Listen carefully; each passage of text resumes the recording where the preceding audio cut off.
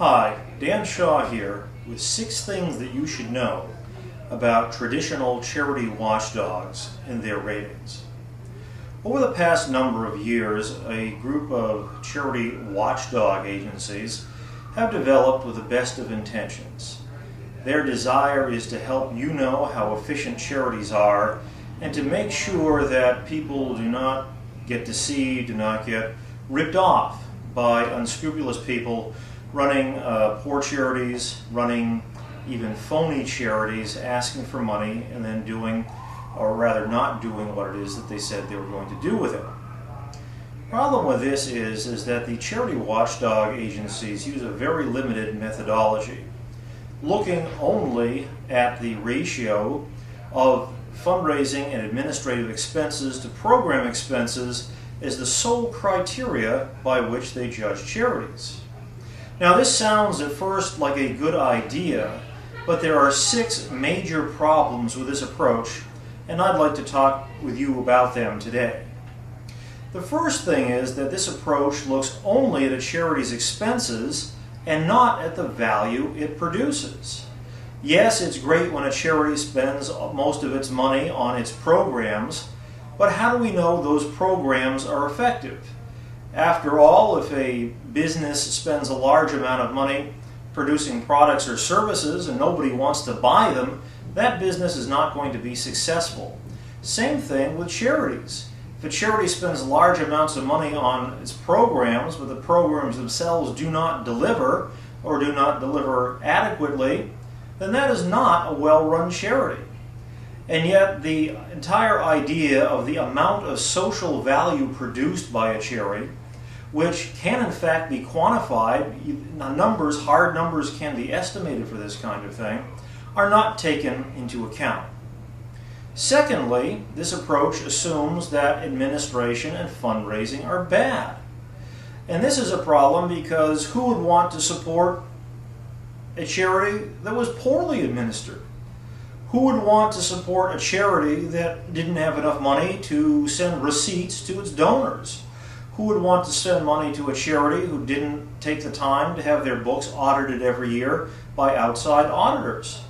Who would want to support a charity whose management was unprofessional and unqualified simply in order to save money? And so you see the problem that results there too.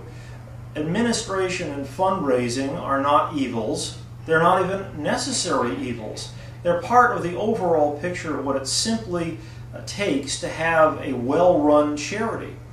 And so if you make a donation to someone and then you have a question about it a year or 2 or 3 years later, a well-run charity has spent enough money on its fundraising department so that there's somebody there to answer the phone and give you your receipt from 2 or 3 years ago and help you to do that. Now, it would be a poorly run charity that didn't have those things for its donors. And yet, in order to have those things, money must be spent. Sometimes charities also have to spend money to increase the size of their donor base. We live in a world in which it takes money to make money. And yet, the charity watchdogs penalize organizations for being underfunded, but then they also penalize organizations for the steps that one necessarily has to take to become adequately funded. So charities that are not already at the top of the list face a catch-22 situation, particularly as regards the charity watchdog rating issue. Third problem is that these ratings do not take into account what are called off-balance sheet transactions. In this type of thing, a charity can use a device known primarily as a supporting foundation to remove from its books many fundraising expenses, and yet at the same time, legitimately, the fundraising income can be shown on the books.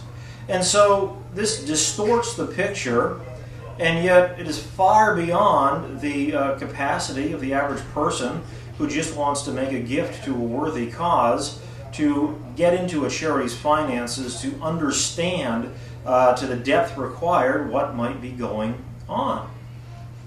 As we said before, it doesn't take into account the times when a charity needs to grow its income and therefore needs to spend a little more in order to make more in the future. Charity ratings also do not distinguish between government-supplied income to charities and privately supplied income to charities. Many faith-based organizations in the United States choose not to take government funding because they feel that it would restrict their freedom to share their faith message in the course of whatever services that they are providing. And yet, if a charity takes government funding, and it may get a better rating as a result of that, but what we also have to keep in mind, any charity that accepts government funding, you have in fact already given to, whether you wanted to or not. And so, because of this, charities that are trying to preserve independence of mission, charities that simply want to raise their own money and not go to the government, charities who perhaps their particular program has no government funding possibilities, these charities are penalized. Typically, grants of large amounts of money of government funds can be done at a very reasonable cost of grant writing and fundraising and so on and so forth. So if you're with a charity that takes advantage of this and can do that, it appears to be highly cost effective. And in fact, for the charity, it is.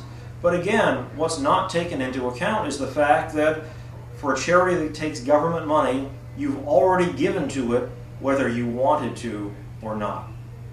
The final problem that comes with this is the source of the information charities use. It comes off a form that the IRS publishes. It's called an IRS Form 990. And on this, charities self-report their incomes, expenses, and so forth. The problem with this is that the legal penalties for misreporting on 990s are very small or non-existent.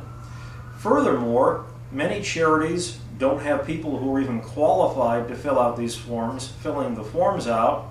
And in some cases, people who are filling out the forms, knowing that these forms are used by charity watchdog agencies to determine their ratings, deliberately misrepresent the finances of the charity in order to get a better rating. Thank you so much for this time, and may God bless you as you seek to use what He has given you wisely for the good of the world.